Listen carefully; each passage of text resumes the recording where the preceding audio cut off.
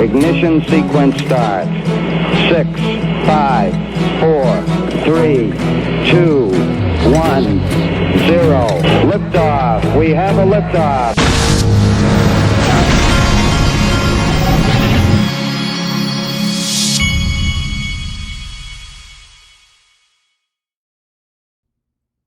Hey everybody, this is the Digital Asset Investor, and we're going into the holiday weekend, and I was going to show you a couple of things. First thing is the market, for the most part, is down, it looks like, but it looks like Cardano's having a good day. I did scoop up some more Algorand this morning when I woke up, just needed to. Well, you know what I just did? I'm at the, I was at the lake today, and I had a Bloody Mary. That's my Bloody Mary. I actually put it online. I also took this video of me on my boat. I'm not going to play it because it's got a Simon and Garfunkel sound going on, but you can see the two sailboats there. And by the way, my pontoon boat, the official sponsor of the Digital Asset Investor pontoon boat, is the Marcy Willems team. You can go check her out. She sells real estate in Arizona, Southern Arizona, one of the larger real estate firms there. They're EXP Realty. You can go to wiselisting.com, WISELISTING, wiselisting.com, and check her out. I'll put that link in the top of the description. Now, I saw this video today, and this was interesting. This guy's making the case for $100 XRP, and he's got a pretty cool graphic here. Listen to this. He's starting you at 1 XRP for $1.25. In my previous videos, ladies and gentlemen, there isn't enough XRP. Banks are going to hold XRPs. Entities are going to hold XRPs, okay? It's not always going to be liquid. That's why it has to scale. As it scales, the value of XRP must rise. It's pretty basic. I agree with that. A lot of people just cannot comprehend, and maybe they're just too aggressively mad at XRP for some odd reason. Now let's get into a $2 trillion at $1.25 XRP. As you guys could see, the grid is flooded, so you guys could understand. We would need 1.6 trillion XRP, ladies and gentlemen, to do these transactions on a daily basis. And this is just so conservative. You see how this is not going to work because there's only 100 billion XRP, so the value of XRP must rise. And now to the $100 per XRP. If we were to just do the 2 trillion at $100 per XRP, 20 billion XRP would be utilized. And do you see how that is way more accurate? It makes more sense because there's 100 billion XRP. There's 20 billion XRP just for this. And keep in mind the escrow, that could be handed over to the banks. That could be, goes to the IMF's SDR. There's a lot of stuff, folks, that Ripple is not your average crypto company or blockchain company. That's what Dilip Rao said. It's not your average company. We're going to either make a dent in the universe or we're going to go away. And they are not going away even with an SEC lawsuit. I missed this tweet the other day. 500 million XRP worth $161 million was withdrawn from Crack. And apparently there's a lot of XRP on the move right now. He said over the past few weeks, the crypto tracker has reported huge amounts of XRP moving by various leading crypto exchanges and the issuing company Ripple. As a result of the fintech giant from San Francisco sold millions of dollars worth of tokens. All right, then we got this. I made this comment. This Molly Elmore had tweeted this. The iceberg under the water reminds me of the Hinman emails. What's in them that they don't want us to see?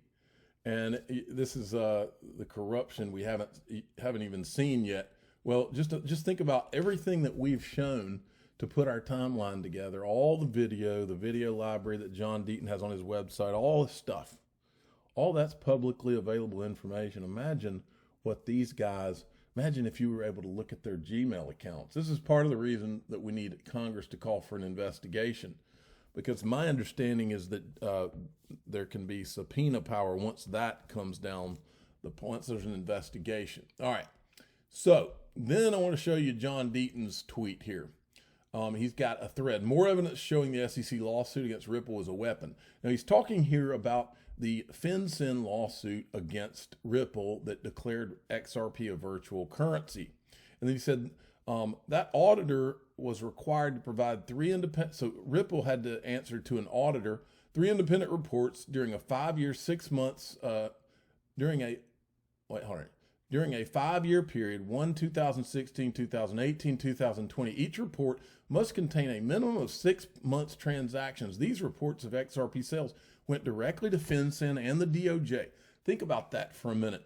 If a transaction was suspicious or nefarious or illegal in any way, wouldn't a regulator report that activity? Would a government regulators allow the open and continuous sale of unregistered securities for 5 years? Maybe you think it was because the agencies don't share info. Well, in 2006, FinCEN and the SEC announced a collaboration, an information sharing agreement between the agencies. In addition to that is a joint statement dated October 11, 2019 between FinCEN, CFTC, and SEC related to digital assets and banking secrecy laws. Clayton was chairman of the SEC. Bottom line is the Ripple settlement in 2015 was the first time the U.S. government regulated a cryptocurrency. The U.S. government looked at XRP and classified it as a virtual currency, not a security. Ripple was forced to comply with banking laws, not securities laws. Afterwards, an independent auditor approved by the DOJ provided extensive reporting of XRP sales directly to FinCEN and DOJ. All was good. On June 13, 2018, SEC lawyers analyzed whether XRP was a security under Howey. In the end, they did not recommend enforcement. Yet, walking out the door of the SEC, Clayton, Hinman, and Berger pushed for the lawsuit. Why? And then this is a woman who worked for, I think it was Anderson Consulting. When they invested in Ripple, she was working behind the scenes on the deal. Watch this. About 6-7 years ago, I was global lead at Accenture, and I was doing the due diligence on Ripple for the firm, and subsequently we ended up investing in Ripple. And one of the projects that I got to work on was with a Canadian bank, and they were looking exactly at this question about, is it feasible to use Ripple versus, using Swift?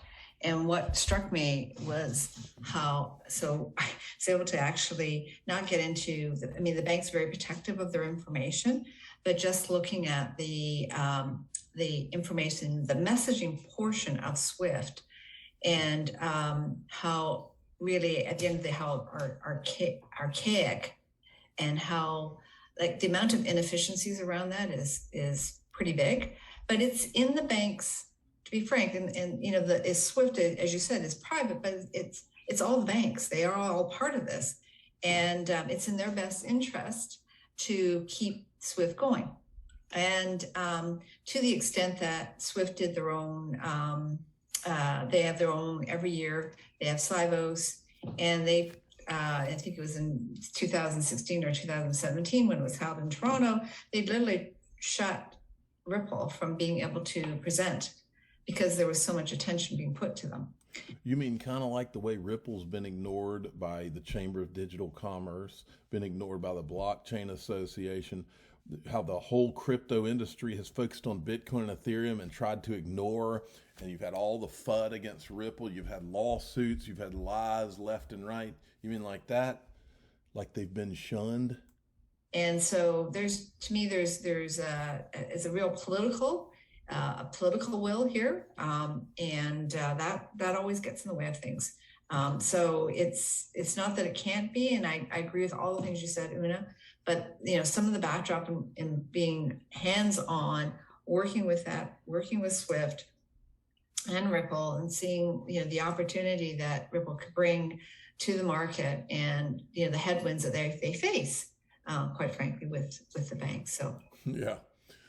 So anyway, they've had everything against them. Now, speaking of that, this guy right here is general counsel for Andreessen Horowitz. He's talking to Laura Shin, and this person says, Laura Shin, open your eyes. And I said, she knows exactly what's going on, and what's going on. She chooses to ignore it and not talk about it. And I'm just talking about ETHgate. She doesn't want to talk about that because she knows that we have the timeline and we have the video.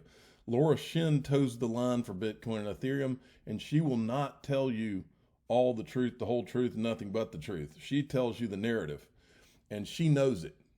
And any of these people are welcome to come on my show, and we will talk. We'll go through the timeline and let them answer for it.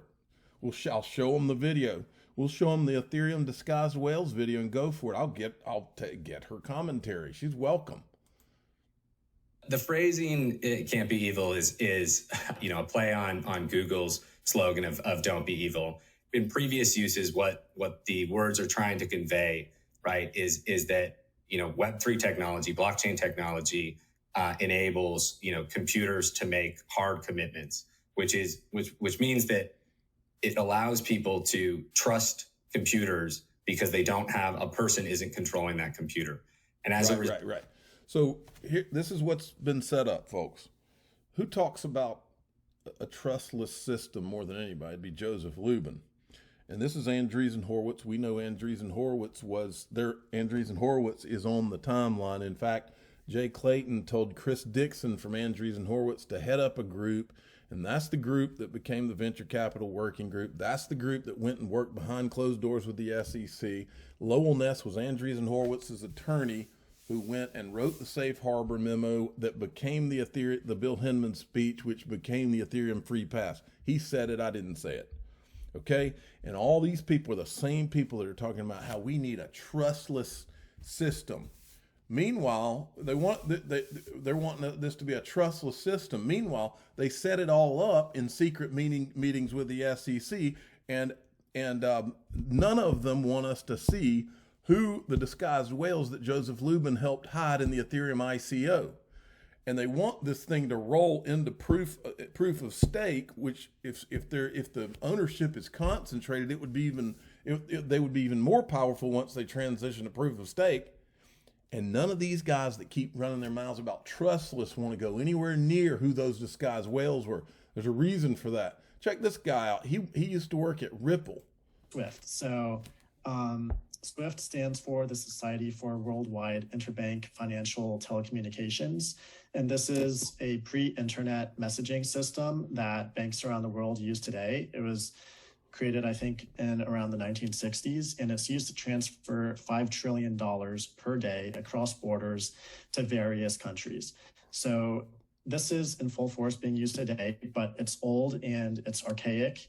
It has a higher error rate than you would expect, and the banks charge a lot of fees for this sort of system, and it's kind of expensive to use. So what Ripple is trying to do is they're trying to solve these sorts of problems with the SWIFT system by using the XRP ledger and RippleNet, which is their network for cross-border payments, and using digital assets in the mix as well.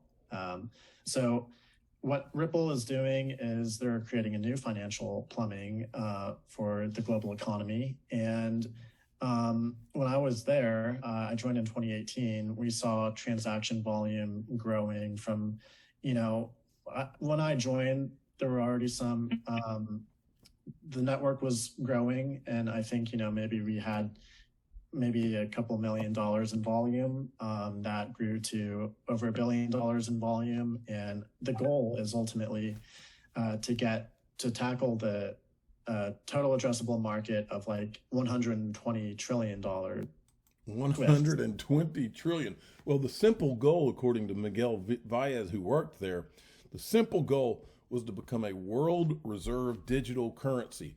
And Chris Larson said it was to be kind of like the Swiss franc, if you can imagine that. Zero Hedge picked up on the Ripple case today. I'm not going to go into the article. I think it's important to note that they picked it up. Zero Hedge is a big deal. How many followers does Zero Hedge have? 1.4 million. SEC versus Ripple Labs. XRP's fight against the administrative overreach. Now check this out, folks. If you're watching football today, I've talked about how iTrustCapital. I've got 2 iTrustCapital accounts. They're one of my sponsors, and these guys are one of the main sponsors for USC football this year. I'm going to watch them and see what kind of advertisements they're running there. That is so cool. Finally, I want to wrap it up here. Masterworks, which is one of my sponsors, Masterworks.io. This guy right here is a trip. His name is Michael Rappaport. He's a movie star. And I think he's hilarious because he's on the Howard Stern show all the time. But now he's doing an advertisement for Masterworks, and I thought it was great. Listen to him.